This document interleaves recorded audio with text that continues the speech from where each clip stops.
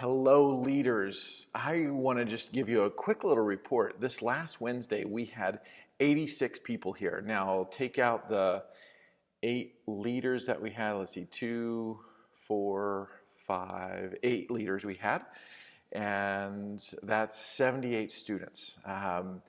Typically, in springtime, youth groups around the nation see decreases in spring.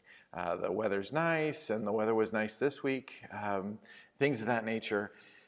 And so most youth groups see a decrease. Well, we have been seeing continued growth, not just because of the new building, but we have been seeing 60, 65 students for a number of weeks. And now we continue to see that even with the new building. And so, yeah, you can say some of the kids are coming because of the new building, but I just want to thank you guys.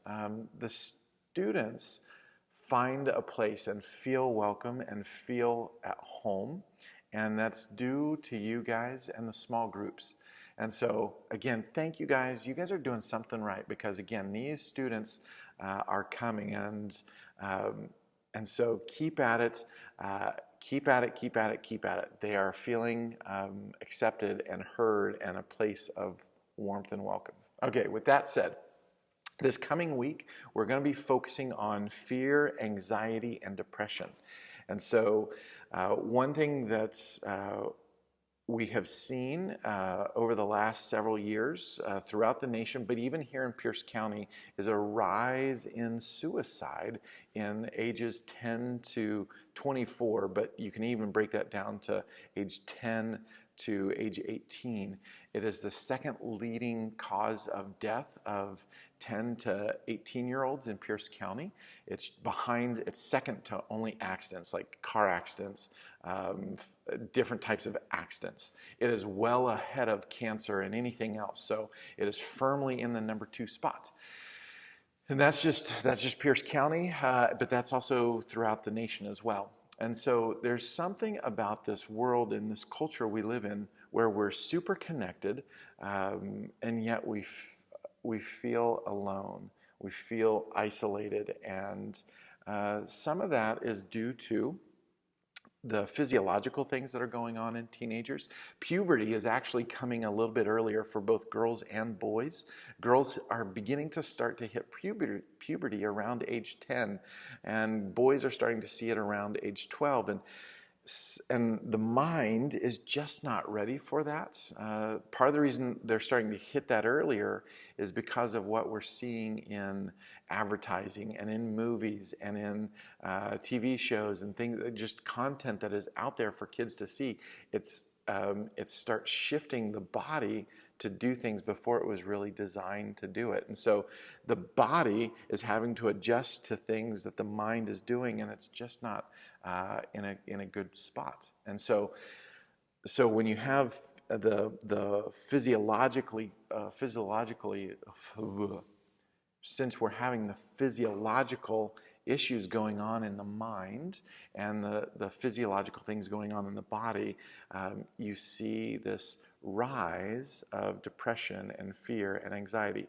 Tie that into, again, being so tied in with news, TV shows, movies, people's comments and things of that nature, and it just is a recipe for fear, anxiety, and depression. And so this week we are going to look at the causes of fear, anxiety, and depression. We're also going to look at some of the things that help with that.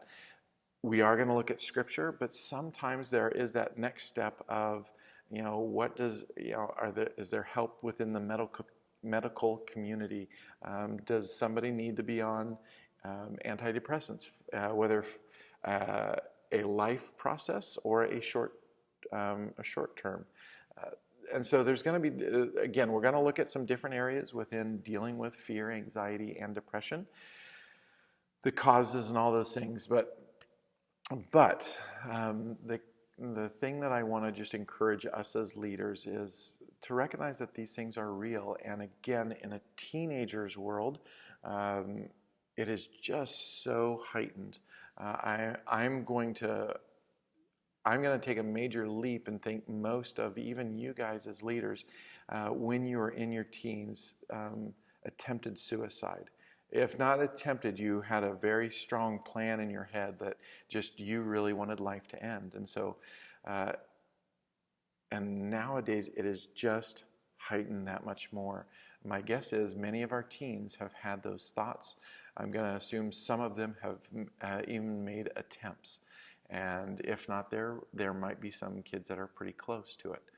We do have a fairly active, what I mean active is we've got a bunch of kids that are driven and are out having physical exercise and things like that. And those things help with dealing with fear, anxiety, and depression, but they're not the sole thing. And so we just can't assume, oh, they're out there, they're playing soccer, or they're doing well in school, they must be doing fine. That's not something we can do. And so again, we're going to dive into it.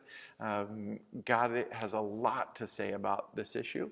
And so I am just thankful that he's given us not only his word, but he's also given us a larger medical community that can help with dealing with the fears and anxieties and depression that come with adolescents and teenagers. So again, thank you guys for your love for these kids. Even if you feel like you're not doing much, they do sense, and again, consistency and your time over this year of just being here has shown them, and that just by just being here, they recognize that that is a care for them. And so God bless you. Thank you so much, and get ready for kind of a deep, heavy youth group time. So if numbers have been high, they might go down low after this one. So I don't think so, because again, it hits really every teenager. So again, God bless. We'll see you guys this next week.